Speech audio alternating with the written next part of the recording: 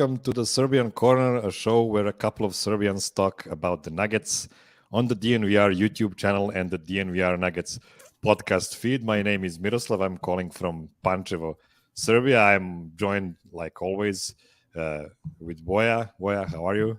Hey man, how's it going? I almost started talking in Serbian, but out of habit. Hello everyone from Lincoln. Happy draft days to Broncos fans.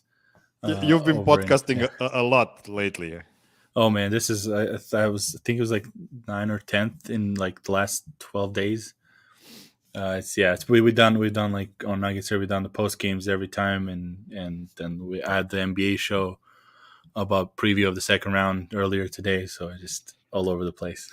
As you can see, I'm calling in a complete off-season mode, off-season form. It's not really a Hawaiian shirt like Brandon does, but I think I can convince you that this is a smoothie here. Yes. So if not, yeah, we can't really. Brandon kind of owns that Hawaiian look. Like we can't really compete with that. Yeah, I know. We gotta stay away from him with that. I'm doing my best, but his lawyers are vicious. So yeah. We can go I see there. the comments. I was like, haircut Miroslav is in summer form already. Yeah. Yes. Complete summer form. It's really short. It's really short, shorter than usual. But summer is coming. Hopefully, not as warm as I would hope for almost a May, but in a couple of days, hopefully, it will be better. So, what we do on this show is a weekly recap of Nuggets basketball, quick takeaways, main teams, disagreements, and everything else. Since this is the last episode of recapping the on-season, we are going to recap the Nuggets playoffs and also reflect on the entire 2021-2022 season.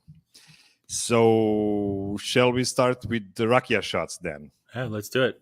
Okay, so this time around, let me just do the little intro. So the rakia is the Serbian national alcoholic drink usually taken before dinner to make a toast. So what this segment will be is the quick headline, something that made impression on us quickly and strongly.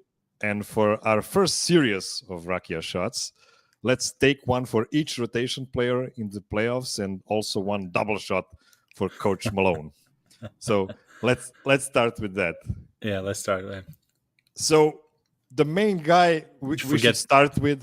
Come on, put the graphic on. Eric will be mad. Oh yes. Oh man. That's right.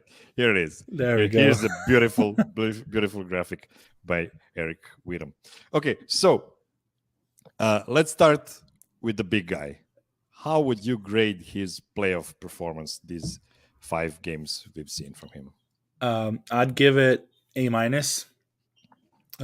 It's the first couple of games that it just honestly just because it was under 50% from the field. That's kind of how we know with him when he's not at his best. Like when a defensive player has, it's just kind of hard. Like it's weird. Like you're nitpicking with these great players when he has his number quotation marks, because it's not like he was guarded like he was pacified like Durant was. But he was still like visibly like he was out of his rhythm completely compared to even, and then seeing like the next 3 games, that you can kind of see like that those two are a little smidge on that. That's why the Nuggets lost so much, and so I would say A- because then he just bounced back and basically solved it. He had that one of those when you do a test, like your first question you like stumble on, because you're just not in the test mode, and then by the end of the test you're just destroying all the problems. So yeah, I would give it an A-. Like, what do you think? I couldn't agree with you more. My line of thinking was actually if he had 5 great games, that would be an A+. Yeah, 4 great games give you an A, and 3 gives you A-. It might be, to be honest, it might be a bit. What's the word? Maybe we're giving him too good of a grade, to be honest. Because that would mean that like B would be one good game and 4 bad games. I don't know if that qualifies for a B, but no, but it depends. Like how, like that's the thing is like one good game. That's like, right. When we get to Monte, his like bad Monte games are so good still. Yeah. That's the thing is like it's not. it's not they were not bad. Like that, those games were still because of the percentage. Like he still had the stats. It's just that it took him longer to get to those stats than he usually can, and which usually means a lot of empty possessions for Nuggets. That it just piles on. Like that, there's no Murray to like offset or something. So that's why I think it's A minus. And I don't think it would have been like if he had one good game, like if he had game 4 as his only game. And we'll get to Monte, like that's kind of like what we're getting at. He's like if he had that one game and then mediocre games around, it's kind of I don't think it's linear. It's not like 5 8+ then 2 less. Like it's just the feel of it, you know. I agree. And actually, he averaged 31 points, I mean, it's insane. 13.2 rebounds, 5.8 assists on 64% percentage true shooting. And if you look at how many guys have averaged like 30, 12, and 5, that's like him, Giannis last year, and Oscar Robertson like 60 years ago. So that's all there is there. So yeah, we are still grading him on a curve, and this is why he's not getting an A+. It's an A-. But he actually goes the same way like the Nuggets themselves go. Yeah. I would say, and we'll talk about it more when we talk about Michael Malone. But I have a feeling that the Nuggets enter into every series not as bad as people feel. It's just that they were not that much worse from the Warriors as they looked like in the first 2 games, and they're not really that much good like they've shown in their last three games. But that's how the series evolves. This is the kind of jump that the Nuggets are capable of doing during the playoffs. So yeah, we can agree. And everyone, shout out your grades in the comments. Like if you disagree or agree or have your own takes, just we'll put them out there. Because I see Patrick said the generous. I don't know which part is A- generous or like the how we're grading or stuff. But we'll see. I mean, because we'll see when we get to the other guys. I think it's still A- because like there's so much he can do with the circumstances, and if he was playing, I don't know who could have like who has like it would be like a terrible matchup for whoever's guarding him. Like whatever if he's guarded by even Jaren Jackson Jr., like a smaller guy that fouls a lot, and Jokic has those first couple of games that are bad. Then you'd be like, oh, that drags it down a bit to like a B level. But because it's also Draymond, it takes a little bit to solve, and then he solved it to a point where it's like over 30, like 33 per game in the next 3. It's like that's just a completely different stratosphere with no help around that they're gonna, which is like that's the thing is like when people say no help with Jokic, it's not that the players are like us playing with him. It's just that they're not respected to like they're there to shoot more and score more. So that's like with no help. Like because Jamal and MPJ, they wouldn't be able to just be like, okay, beat us. Because same thing with like we let Gary Payton score and he scored. And that's you just take that loss and go home, but you want him to beat you, not Steph Curry. So it's kind of that part. Because same thing, Steph last year, no help technically, because he had some of these same players, but it just these pieces around him like didn't fit as well. So it just like it turned out to be no help in their 9th. And this is what actually makes me optimistic going to the next season, because Jokic always solves the guys, and this was his first opportunity to play against Golden State Warriors. So now we know he has Rudy Gobert figured out. Now we know he has Enes Kanter, Enes Freedom figured out. Now we have good results against Draymond Green. I mean, if you look at the way the players evolve through their careers, I'm kind of the most I'm afraid of is Ayton, because he's so young, and he was already pretty good last year against. He's amazing. Jokic. He's really, really good. So this is the guy I'm looking at for the future, and I'm getting nervous about it.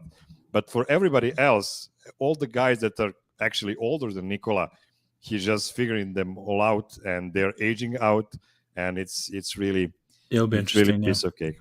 Shout out to Patrick. He said he agrees with the grades. Generous was the word you were trying to use when. Yeah, that's right. That's right. Thanks, man.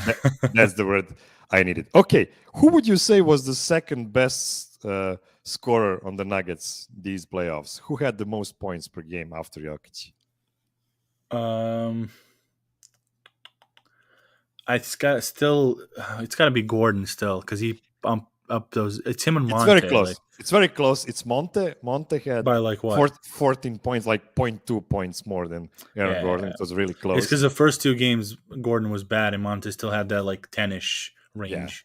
Yeah. And then they won 24. Yeah, you're right. So Monte finished with 14 points, 5.4 assists, which is pretty good, almost as many as Nikola Jokić.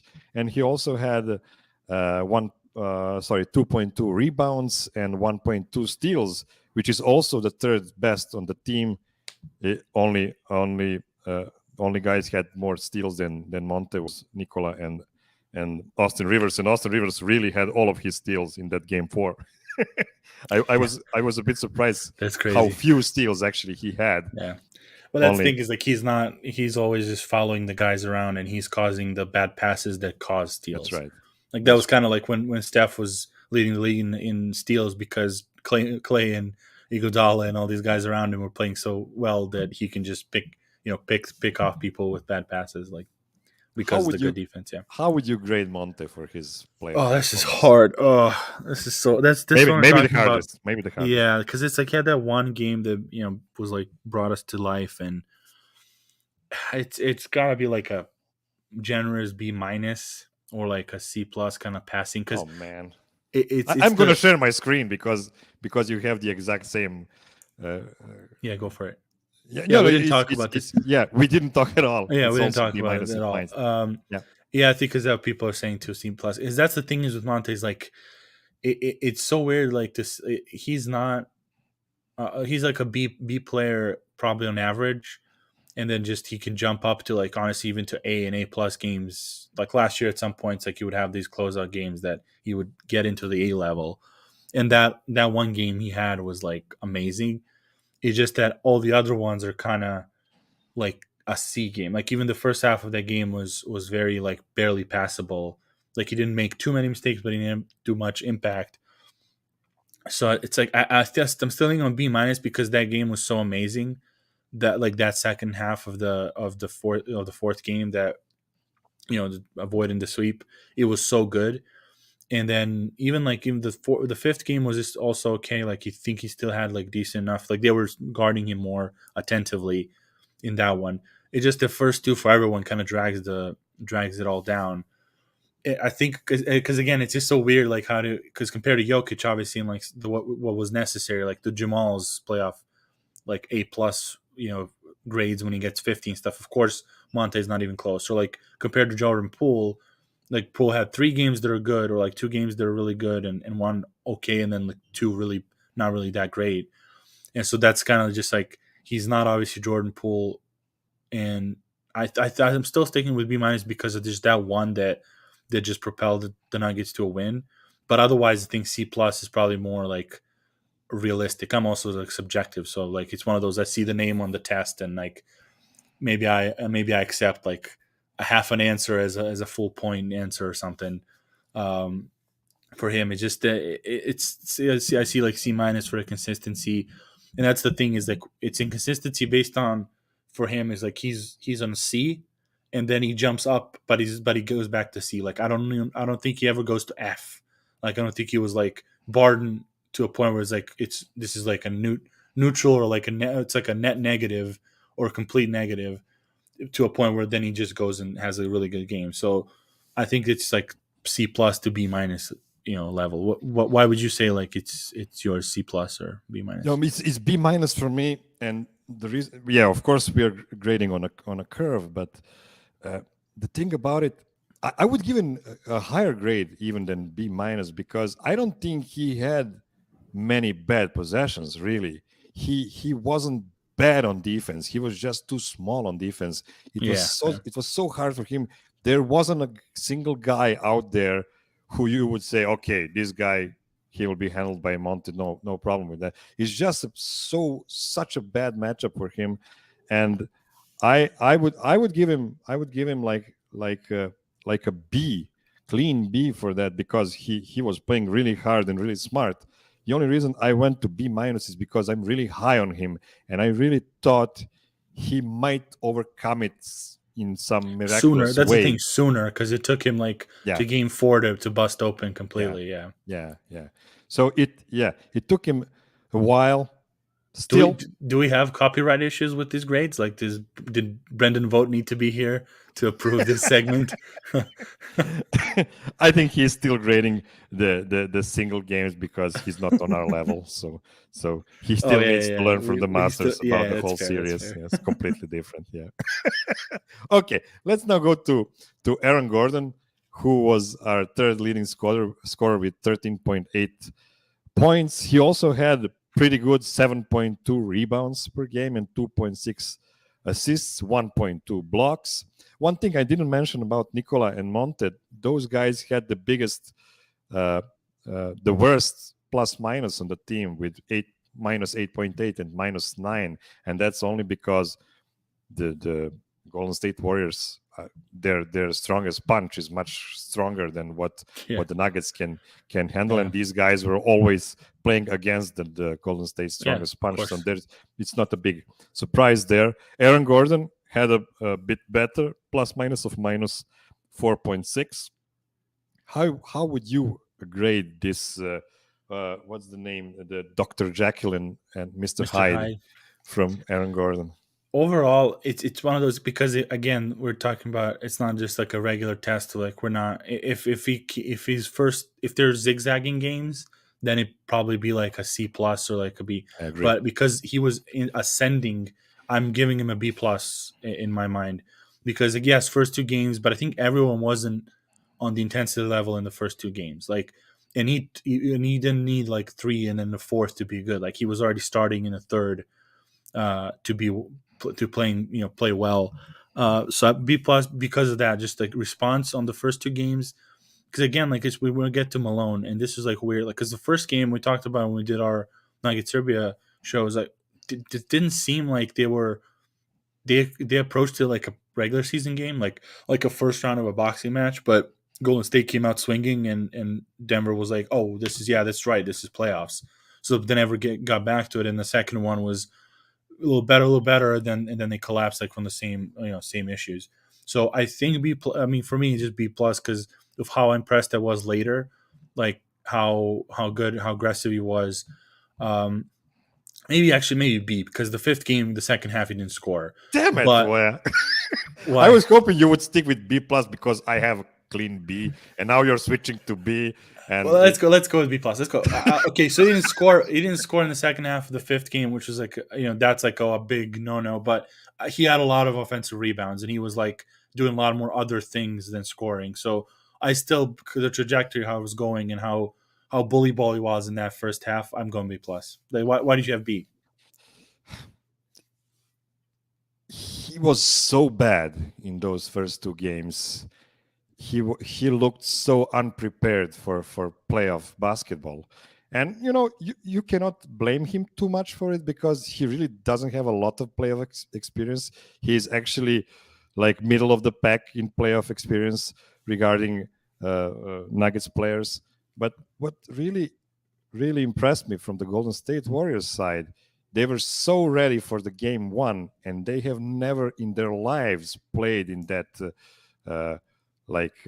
three-headed monster lineup before. This was actually the premiere of it, and they were so ready for it. I know those guys are more experienced, meaning Curry and Thompson and Green, but it's really frustrating for me to see the level of intensity, and I think that that level of intensity can be a bit deceiving, because when you're punched so hard with good play from the other side, it might look like you're not battling, but you might be just on the wrong foot every time. Yeah. So that's how it looked like first 2 games. I wanted to give Aaron Gordon a bigger grade than B, but B is not so bad. I actually don't have a lot of guys above him with this B grade. I don't have much to add really. I agree with you. He was growing through the 5 games. I'm not sure he was better in game 5 comparing to game 4, for No, I instance. don't think anyone But was. That's the thing is like yeah, everyone except Jokic, like no one was better than that game 4. That's why they yeah, won. It's just I think he came out with the same intensity. Then the next half in the second half, he scored less because they were ready because they had that box and one and all that stuff that they were doing. But he was still like crashing the boards and yeah, I saw like comments like he had a turnover in the clutch and yeah, that pass that Jokic threw him. It's one of those things like as great the pass that was, like it didn't really cause any advantages for Gordon. Like he kind of got him the ball and he was already defended. So it was just like a confusing, like, should I force it now and I'm behind the basket or should I pass it out? And just then Barton was tentative. So even that turnover was like, it was bad. Like he just should just kept the ball and tried something else. But again, this is like learning situations. He wasn't supposed to be this type of role. Like he could have been mad like Harden was in Brooklyn, but like, I didn't sign up for this. Like I was supposed to get here and like be a defensive specialist on this bigger guards, not chase around Jordan Poole and Steph Curry for the whole game at like 250 pounds of muscle and like 6'9" of height. So I think that's why I think I'll still give him a B plus with that because yeah, C Race has met his expectations and so that who's next? Let's keep it moving. One thing I will do this off season is watch a lot of Aaron Gordon's made isolation plays, because I was like getting a stroke every time he was getting ready for the isolation. He's not as bad of an isolation player as just looks bad. It I just feel. looks bad. It looks pretty clunky, but I need to prepare myself for that, because that's one way to end a possession. If not everything goes by the plan, it's not the worst thing in the world to have Gordon isolating. Okay, next guy, surprisingly or not, with the same number of points per game as Aaron Gordon, is Will Barton. He's 13.8 points, 5.6 rebounds, pretty good, 2.8 assists, -8, pretty similar to Jokic and Morris. Yeah. And let me see his shooting percentages. Not that bad. 41 from the field, 39 for 3-point line. So pretty consistent shooting numbers from Will Barton. Well, not actually consistent, but pretty good on average. And yeah. So where did you go with Dude, this? this is so hard. The thing is, that's the problem with him. Is just that you look at that paper and it's same as the season. Like, wow, but he didn't have a like if he was a fifth option, you're 14, whatever, 40 something, 38 from the three. It's not terrible. It's just that the moments that mistakes happen, and like what we see with that 3-point shot, and he had that great moment. I'm so happy that he got the 3 to close that game out, and finally it was like a 6-point. Even the first 3 he made in that in that game was really big. Like it was an open shot and stuff, and it's one of those what could have been, because I think his time is expired in Denver. Like I don't know if it's if we need to repeat it with him again.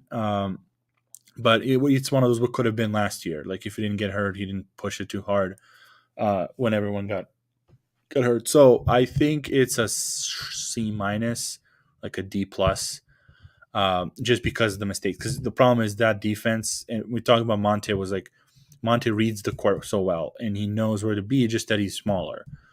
Pair that with Barton that just makes some, like, it's so frustrating. Like he swims on defense. There's like I was talking about after game 3, he had a possession where we got lucky and he didn't, like, Wiggins didn't make it. He was like got beaten really quickly. Like not even he just stood up on a closeout, got walked by, then he started catching up and then ended up in a corner without anyone there.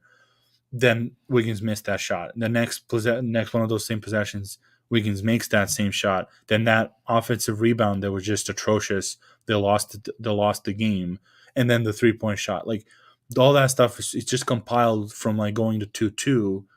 Yes, he made that 3 for like for 3-1 eventually, and like that was great. But just so many bad things, and then just sometimes just non-existent with him is like you have to he has to be offensive weapon and playmaking weapon for it to make sense to be on the court. Like he can't be there just to be there. At one point, he was there with the bench, and I didn't notice it was him.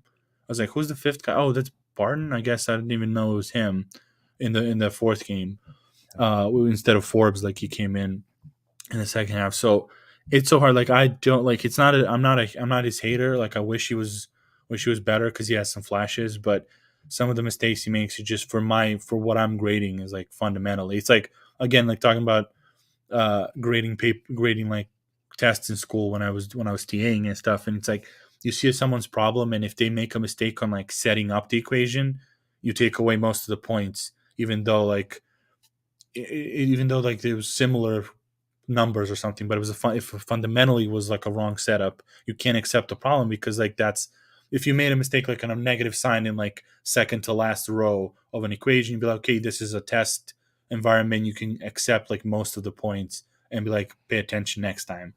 But if you make a mistake in setting up the equation or equations in a system, you can't accept that as a passing grade. So I think even for me, it would be like a D plus even, not a passing grade because of just these fundamentals that caused it. Because if Rivers is in there, even though he doesn't score, like he was bringing up more, he was covering those like little things better than Barton was, and so he would win in those games. We would like win those minutes, and it looked better like when he was out there. Again, like maybe it was Malone's also fault how he was using him on defense. Like in the fifth game, he made him just shadow a player when when Rivers got hurt, so he didn't have to think about helping or like reading the defense. Just like I'm looking at Steph Curry, I'm going to chase him around, and that's it. And so that may be a little bit better, but it's overall like just how the series went, like D plus, I guess. I will be a bit more generous than you. I will give him a clean C for his performance, and two reasons for that. As I said, I'm grading on a curve, and I didn't expect a lot from him. I expected bad defensive possessions. I expected no boxing out whatsoever, hunting for rebounds. That really frustrates me, and I agree that Will right now is more of a contract than a player for the next off season. I don't know if he will be traded right away in the off season or maybe at the trade deadline. I hope it will be sooner for his sake because I think he is a good player. Probably not the player that should have as much responsibility on a good team like Denver Nuggets is. He's 31. He will not change his habits. He will not suddenly start boxing out at the age of 31. And you know what? He needs to preserve his body as well. Boxing out is hard. It's not an easy treat. So I get it somewhat. And also he had that 3-pointer that was a dagger in game 4. He finally got his playoff moment. I'm happy for him because of that. A clean C for me. I don't want to go too deep on Will Barton. It's just, it is what it is. Okay. Guy number 5 in points, and it's a bit of a surprise for me. Maybe not. DeMarcus Cousins. He averaged 10.6 points in these playoffs. He also had actually only 3.4 rebounds and 1.2 assists, but we need to take a look at his minutes. It's only 11.4 minutes. So 10.6 points in 11.4 minutes. He's actually the first scorer per 36 minutes on the Nuggets. Not by much, really, because Jokic almost had a point per minute as well. So it's not a big difference. How would you grade the big comeback of DeMarcus Cousins? Let's go with. Well, that's the thing. Is like, what are we setting? Is Jokic like the max anyone can get, or is it we're talking about comparing to what he can bring? That's the thing. Is like, is it on like a curve as in Jokic is the max, so that A- is no one can get after that. Because for Boogie, I think it's B plus. For him, I can't get him over because he had the technicals. He had some bad possessions. Like he had one of those games like he was bad, but again, it's just like maybe A- even like compared to like what we were like maybe, and that's one of those troubles with these, like it's subjective as in what you're expecting. and like what that guy, what you expect the guy can bring, and like what he brought in those minutes. Because that last game was like an A+, but then like some he had technicals in some of them, some that he, like that game 2 or the one they lost like in the second half of game 3, he would like they would let the point differential slide and stuff like that. So I think it's a B+ on an A- curve, like more close to an A- than a B. It just I love what he was bringing, and I love he was like taking advantage of that second unit. It was small, so just banging around. So I think A-. But if we're that's the things, like it's up to you. Like what we're doing is the A- maximum, or is it just on each player has its own curve? That's the question. Yeah, I agree, and I want to give DeMarcus Cousins his own curve, and this is why I will Okay. give him a clean A for this So performance. that's okay. So we're doing for every player. That's why Barton again is like as for me a D+ because of his. Okay, so it's then I would go to A- with Boogie, for if he's his own curve. Yep. Yeah, his own curve. I mean, what can we expect from a guy who hadn't played in first half of the season at all for anybody? He wasn't on the NBA roster, and then he came to Milwaukee, and then he came to the Nuggets. And yes, I agree, he had some technical fouls that actually shouldn't be a technical foul. Yeah, that's just stupid. That was just stupid. He was playing with a lot of heart and with a lot of smarts. I would say he was really competent in every second he spent on the court, and he was surprisingly good in pick and roll defense. I was really pleasantly surprised with how quick his hands still. Yeah, Draymond was talking about that, how like he actually is much better than people think in the pick and roll. Yeah, they had to give up exposing Boogie on defense because it's not happening. Yeah, especially in the second unit, it's not. Yeah, and I mean, I would argue that he was probably the most important guy off the bench for the Nuggets before it was supposed to be Bones, but that's right. It turned out not to be. Yeah, it was I would say it was no, it wasn't really close. It was Boogie and then Bones. So and this is why actually the ranking goes in this way as well. So after Boogie, we're going to Bones Highland. He had 9.2 points per game. He had 2 rebounds and 3.2 assists, which is not too bad for 17 minutes in a game. And I forgot to mention, DeMarcus was the first guy in plus minus who was a positive 0.6, and Bones was minus 0.8, so almost a positive from Bones as well. Now, we have to consider that Bones is a rookie, and we have to consider the fact that if Jamal was healthy, Bones maybe wouldn't even be playing in these playoffs. Yeah. So how would you grade his performance based on all that? I mean, he passed. For me, it's a C, because first couple of games he was nowhere. Fifth game, it's basically the home games he was there. Away games he wasn't. Again, rookie role player usually makes sense. They're on the road. They're not as great as they are at home. He had that burst of moment, and like the go big or go home type of moment. So I think it's a passing instead of failing, because again, he's a rookie, and what was expected and what was thought about him in this moment, like he passed it. So I think it's a C, even though maybe, I mean, because I can't give him more, because of just it's three like mediocre to like unnoticeable games to 2 okay games, or like one great quarter, and then I think he had 7 assists, which is like one great game, and then 1 okay game, and then 3 really non-factor, like a lot of misses. And because the thing is, if in 5th game, if he makes like 2 of those threes that he pulled, like he changes momentum, changes different defenses. So I would pass him. Like unfortunately, he twisted his ankle in the 5th too, but it's a passing, no question. It just depends on if it's C or C+ for me, I guess. I would agree with you if this was his second season, like he's seen it already, and he still wasn't very effective throughout the series. He was a rookie. I would give him I will give him a B minus for what Okay. he did. He had that great second quarter. You're I right. think I'm he's on a C plus. I'll be a C plus because yeah that's a little bit more than passing because of that yeah that game. Yeah. yeah I agree. That I think he had like 11 points in one quarter. That was like first time a rookie of the bench scored Bench. 11 points like since 1986, and Muggsy Boggs. That was a nice piece of Yeah. data about him. Uh, I wasn't impressed, but I wasn't disappointed.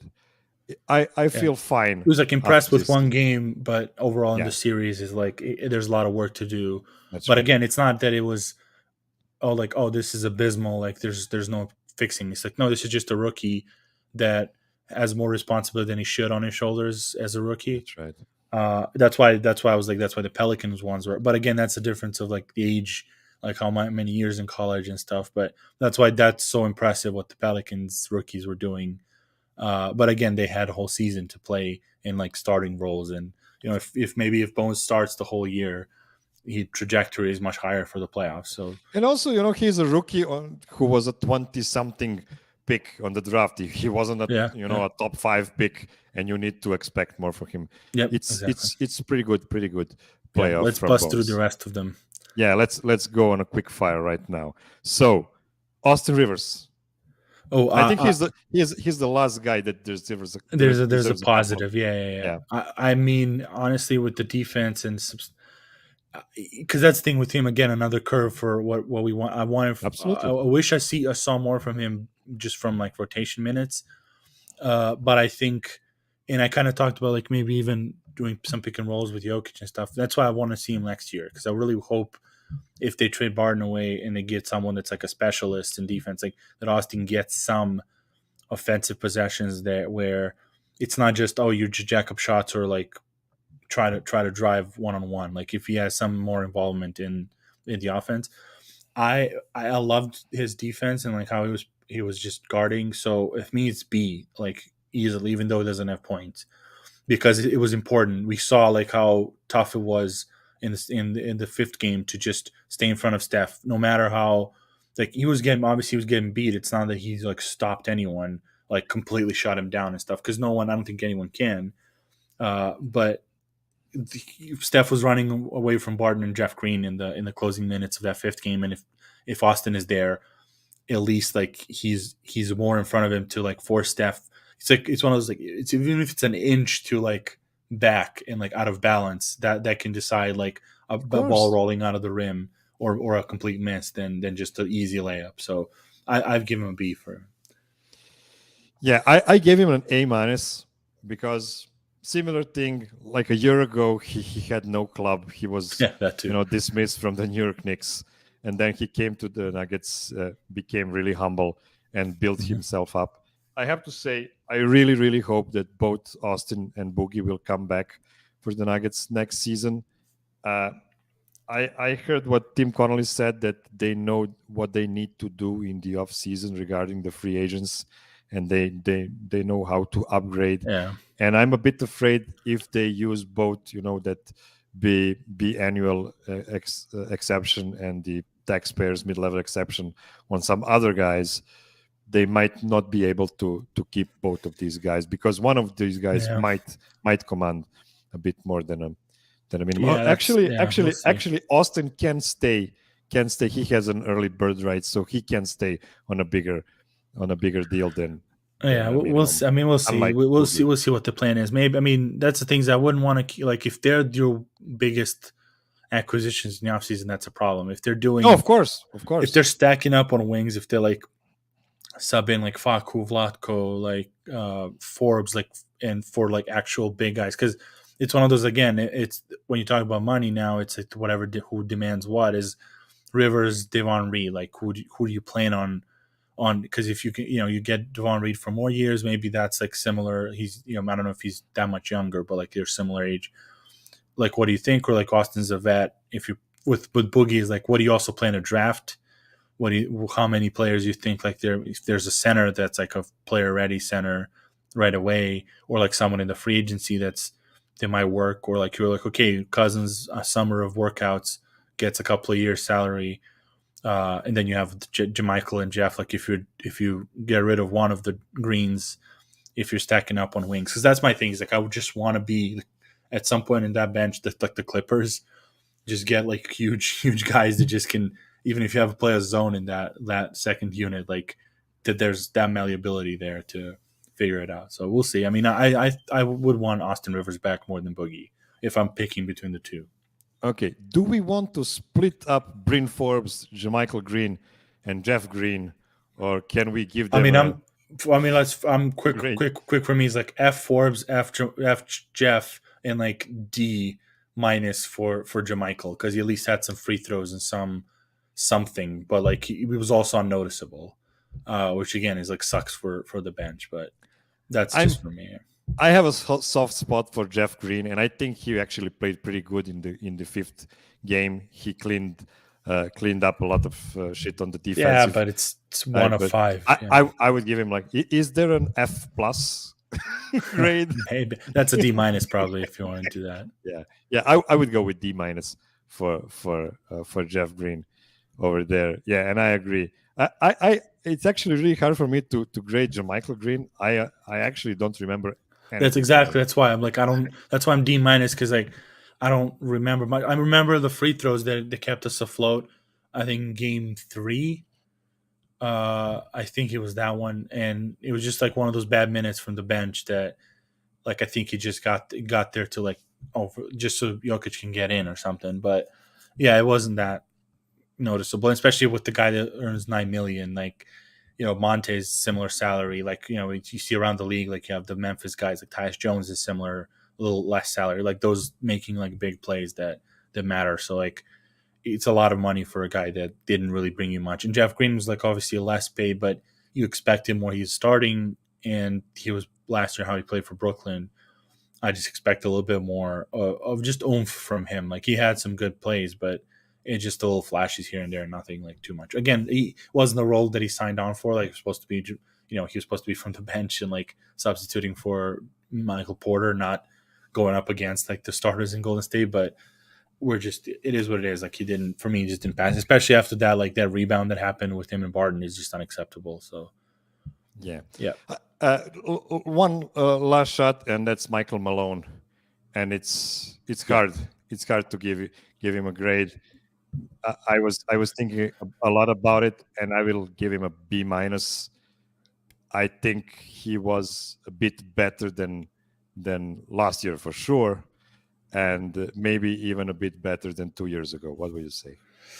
I think he had more options 2 years ago because that was the bubble. So he had more options because that was Utah. We won first game. Jamal Murray was heroic overtime. That 57 Mitchell. Then they lost to game 2-3, which basically repeated mistakes from game 1. It just that Jamal wasn't making 40 points in like how many in the fourth. So they lost those 2 games really abysmally. Then he changes things. Then they lose the fourth based on those, because that's one of those like it's the late adjustments are following all these years. It's not for so someone's asking for the season or the Rays asking for the season or playoffs. I think just playoffs. Playoffs. I think it's C plus for me just because it took like that third game was the clincher. Like if he makes that move and puts Rivers like he did in game 4 and they win that game, and even if they lose the fourth, like at least it was sooner, or at least it was on par through like the last years. Because last year it took 2 games for him to change things. I still think if he has more personnel and next year they're more healthy, I hope that through the year they're not chasing just the number 1 seed for whatever reason. Like they're not Utah and just we're gonna plow through guys with this rotation. I hope he does some weird things throughout the season, because I always go back to these coaches that are doing this on the fly. It's just that they have the luxury to do it on the fly because they tried it during the season. It was A minus for Serbian Corner. Thank you. It could be, it's always probably. I agree with that. It can always be better. Like that's right. And I think like he took a little longer. And there's Taylor Jenkins is like doing stuff on the fly because he saw what those lineups could do during the season. With Malone, he's like he can't do stuff on the fly with like his big adjustment. Like Adam was talking about, it's like it's Facu, or like some of these things.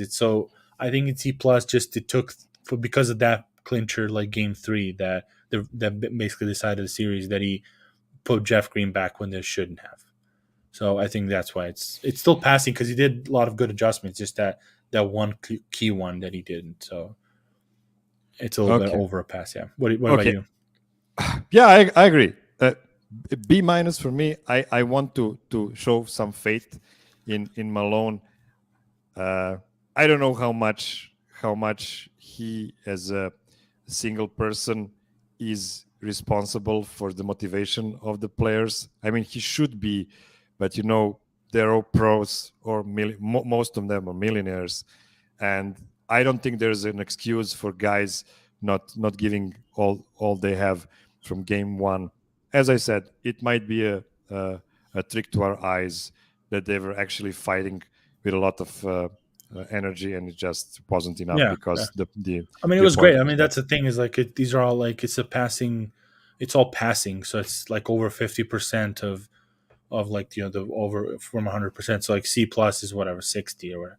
So just because again, like some of these things that for me it's just there were nitpicks of like if we can see it from the side, just it sucks because like we for one example that like we had to be like, okay, he was right, is that Jokic not playing over 40 minutes turned out to be like it was a reason because of his hamstring. I guess we didn't know that, but I guess that's what a reason. But that's why you wait for the whole series, because we're like, why is he not playing? He's playing 38 minutes in a deciding game. It could have cost us game 4 and be a sweep. But then we see game 5. It's because he was not physically there. If he went 45 that game, he might have injured it then completely. So, but these adjustments we've seen that they would have worked. So overall, a lot of good ones, like a lot of fight and everything. So there wasn't like an embarrassing outcoached job. Like he really had a good run of these 3 games that he did not play. Maybe he even outcoached Steve Kerr in that direction. Like that boxing 1 was maybe 51% for Steve Kerr, 49 for. He improved a lot since that first series against San Antonio. Yeah, that too. Well, yeah, of course. Yeah, we have to honor that as well. Okay, I will skip the part about putting the regular season in the historical context, because this first part was really, really long, and we have to take care of the time. So let's go right away to the All Nuggets Awards. Let's finish the season. I have a question. Is Voja a teacher? He sounds like one. Well, I am a PhD student, so I did teach here too. Yeah. So for our Burek of the Week, we are going to give the All Nuggets Awards similar to All NBA Awards. I want to see who was the MVP of the Nuggets for this season. Who was the most improved player? Who was the 6th man of the year? And I want to select the All Nuggets first team. So let's start with the easiest one, MVP, DeMarcus Cousins. Sure. He's close second per minute, close second. Yeah. So, Nikola averaged 27.1 points most of his career this season, 13.8 rebounds most of his career by a lot, 7.9 assists, which is actually worse than one. Wait, 7.9? Wow. 7.9. He was 8.1 last season, so that's slight degrees. And he shot 58, 34, 81. If you remember how bad he was shooting throughout the big chunk of this season, he actually ended up at 34. He almost had a 50, 40, 90 if he doesn't injure his wrist. Yeah, that's right. I agree. So let's just give the MVP to Nikola Jokić and move on to the more interesting awards. So most improved player, and I will give you the list of finalists, and if you think there is somebody else who should be on the list, please add it. So first of all, Nikola Jokić made 1.5 more points per game than last season. Patrick 3 rebounds. Patrick says Natalia is the MVP. Oh yeah, fair. Very fair. 3 more rebounds than last year. As I said, he regressed slightly in assists. Aaron Gordon went from, and I'm looking at the stats from the last season after Jamal got hurt. So it's not fair to compare, the whole of the last season. Yeah. So Aaron Gordon went from 10.2 points to 15, almost a 5 points per game leap, from 4.7 rebounds to 5.9, and the assists stayed pretty much the same. Monte Morris went from 9.3 to 12.6 points per game, 1.7 rebounds to big 3 rebounds per game, and from 2.7 assists to 4.4. My pick here will still be Aaron Gordon. I think Aaron Gordon took the opportunity of a bigger responsibility on the team, and I don't know, maybe he could have gone even better than what he was, but I feel in the first half of the season at least he was solidly the best player, second best player on the Nuggets. So this is why I'm giving it to him. I agree. For me, it's also the style of play, the intelligence and how you picked up stuff from Jokic and learned. That's the improvement. Monte's always been smart, and his I think improvement is mostly minutes and the role. So he's not playing like 20. He's playing more, more 30s. So I think that's just jumped up in like that opportunity. So if Monte went from 9 to like 17 points a game and just exploded, even with the minutes increase, like that's obviously there. But Gordon increase of points but like for him, I think he's mostly just intelligence and I love what he said after the game was like the offseason is working smarter, not harder, like watching film and making even being more useful to Nikola and like playing with him than what he was this year. And he was great. Like those give and go passes with Nikola, like with Jokic is. I think even first few of them that I did, I don't know if even Nikola was surprised because it kind of looked like he was already waiting for it to be an offensive rebound if he misses, and then he just gets the ball in his hand and lays it up. So I love that how he improved there. So yeah. Let's go. Basketball is so unfair. I mean, if you're 6'2", there is just so much. You cannot go all the way, to the biggest heights unless you're, John Morant Isaiah Thomas. Like yeah, I guess so. Well, the old one, not the newer one. The newer one is good, but yeah. Let's go next. Sure. What's sixth man or what's the next? Sixth man of the year.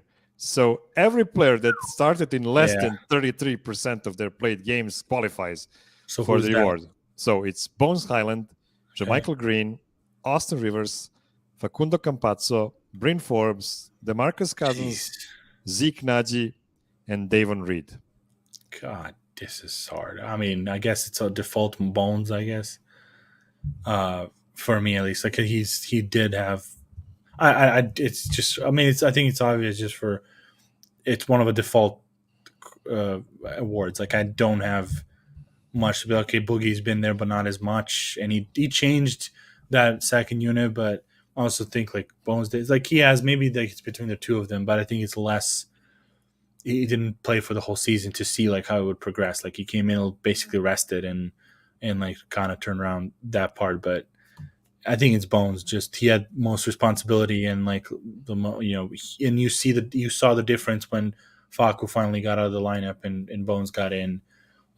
Just different style of play that they had. So it's just for me. I guess it's him. So. Listen, this award is so stupid. It's as stupid as the All-NBA sixth man of the year because we are rewarding a guy who is not good enough to be on the starting five, but is best out of all of that. I agree with Bones' pick because he scored more than 600 points this season, which is by far the most out of how many these threes guys. and all that. Yeah, and yes, we are casuals here. We are awarding volume scorers off the bench, but what you gonna do?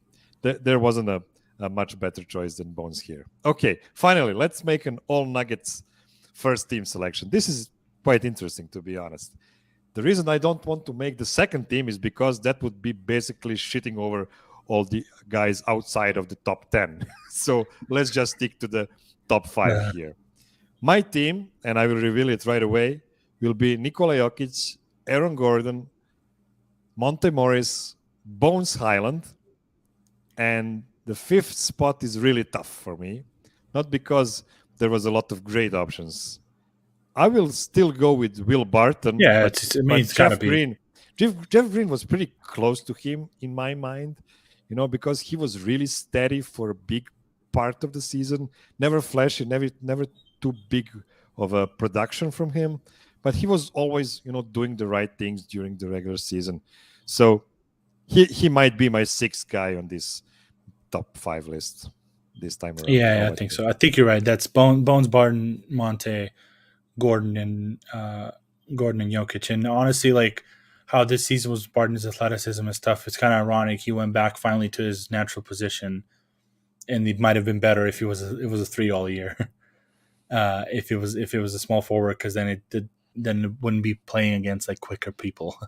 So it's kind of funny, just like he was a 3 for all these years when he should have been a 2, and then now he's a 2, and it actually would have been better. It was a 3, but I think he's still got to be in the top 5. Like we can't forget like how many good games he's had all year. Like beginning of the year, how much he carried that second player load until Gordon got into the groove and stuff. So I agree with that lineup. So okay, so before we get out of here, let's finish on a high note. Yeah, let's do a bit of a flirty dozen quiz. Let's go. We haven't done it for some time. These beautiful graphics from our own Eric Weedham. So this time around, I will give you the first 4 guys out of this dozen will be the guys that had the most rebounds per game in these playoffs, and those are Jonas Valanciunas, Giannis Antetokounmpo, Nikola Jokić, and Rudy Gobert. So these guys had the most rebounds per game. Going per game or total, right? Per game. Okay. But this is not my question. My question will be, give me 8 guys. So I already gave you 4. So this is a completely different era. The area, 8 guys who scored more than 27 or more points per game in these playoffs. Wait, there's been that many over 27? 8 guys over 27. 8 guys over 27. Okay. Yeah. Let's go with Jokic, Ingram, Jalen Brunson. Okay. All of them are correct. Jokic is number 1, 31. Yep. Brunson is 7, 27.8. Yep. Brandon Ingram, 27. And he's number 27. He's number 8. So you have one Giannis. Giannis is correct. He's number 5, 28.6. Jimmy Butler, very good. 30.2. He's number 2. Yep. All right. So what do I have? 4, 5, 3, 4, and 6. 3, 4, and 6. Donovan Mitchell. Donovan Mitchell is not on the list. Oh, because the last game maybe, or something. Because he was there for a while, but okay. So he was really inefficient, but he was Jason scoring Tatum. a lot. Jason Tatum, number 3, 29.5. Yeah. So we got 3, 4, and 5.